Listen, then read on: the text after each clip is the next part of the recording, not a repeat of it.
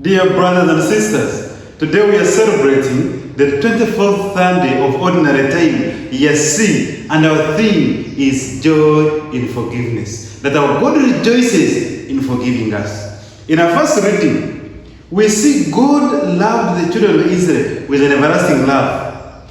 Amid slavery in Egypt, God still loved them. And when they cried out unto Him, because of their suffering, mistreatment, torture, misery, God was able to listen and was able to send His messenger to rescue them. When the Egyptians pursued the children of Israel in the wilderness and on the banks of the Red Sea, God protected them from death and were able to cross the Red Sea without water touching them.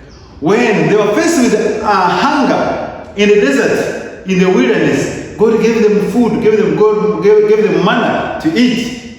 When there was a problem of thirst, God gave them water from the rock. Above all, God gave them the covenant. But amidst all this love, the children of Israel decided to turn away from this loving God and to worship a golden calf, a statue, and they were able to go away from God. In the gospel of today, there are three parables. The first parable being the parable of the lost sheep. That when one sheep is lost, when the owner recovers it, is able to rejoice and sing and dance. And the second parable is the parable of the lost coin. That when the owner of the coin loses it, he's sad. But when he recovers, he's able to celebrate with joy. And the last parable is the parable of the loving father, the parable of the tradition known as the parable of the prodigal son, where the young son got lost, but also the elder son got lost in his way. But on their return, there was merry, there was feasting. Because they were dead, they were back to life. Now, when we look at our these readings, there are a number of lessons that we can learn. First, we learn that God's love is unconditional. God loves us unconditionally. And that there is nothing that should and can separate us from the love of God. The children of Israel were in slavery in Egypt, but God still loved them. And the book, the letter of St. Paul, the Roman, tells us, what can separate us from the love of God? Is it hunger? Is it suffering? Is it persecution? Is it pain? But nothing can separate us from the love of God. The love of God remains steadfast. His unconditional love is manifested in our today's reading, in His willingness and in His joy to forgive us our sins. Sometimes human beings will become stiff-necked. Just we hear the people in the first reading, they became stiff-necked.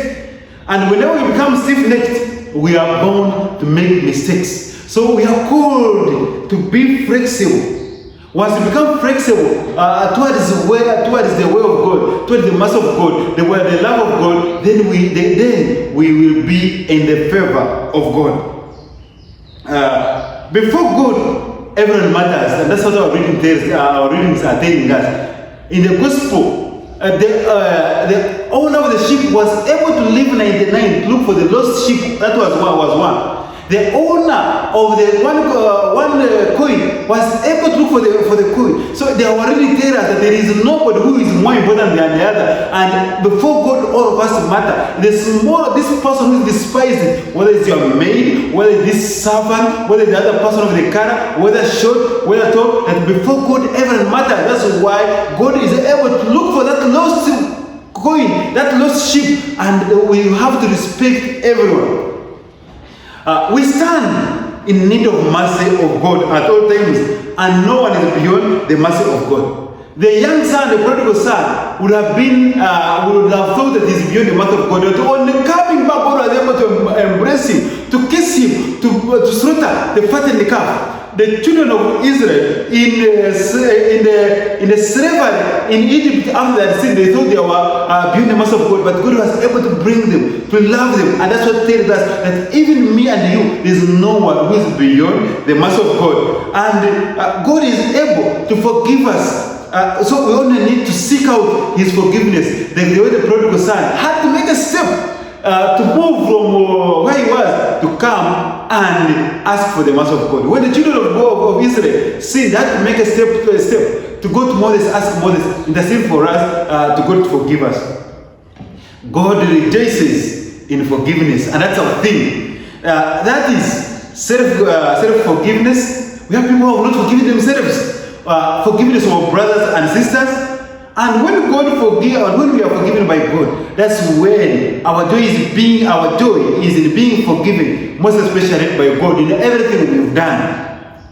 There is a Nectara proverb, which is literally translated that what people forget easily is barrenness and poverty. When a woman has been barren, when she gives birth, she will forget all that she has been, all the years she has been barren. She will really begin insulting those who have been barren. If someone has been poor, now gets money, he will forget that he has been poor. Now you will abuse those who are poor. Let us not be like the people talked about by this proverb. The children of Israel, after having seen the love of God, they were so fast at forgiving. The prodigal son and his elder brother, having this loving father, they were first at forgetting that God had loved them so much. The words of Moses and the people of Israel forgiveness. Moses was the priest of God. The words of the priest in the sacrament of penance are strong enough to earn all of us forgiveness. We only need to go to them, say, Father, today I have come for confession, for reconciliation. In our second reading, St. Paul acknowledges that he acted of ignorance against the grace and the mercy of God when he persecuted his church. And sometimes even us, we act out of ignorance. And that there is love of God, there is mercy of God, God is full of compassion and forgiving. The Lord who was able to make St. Paul a useful instrument after receiving the mercy. He can make me, he can make you a most useful instrument of his peace to reach out to his people. The Lord be with you.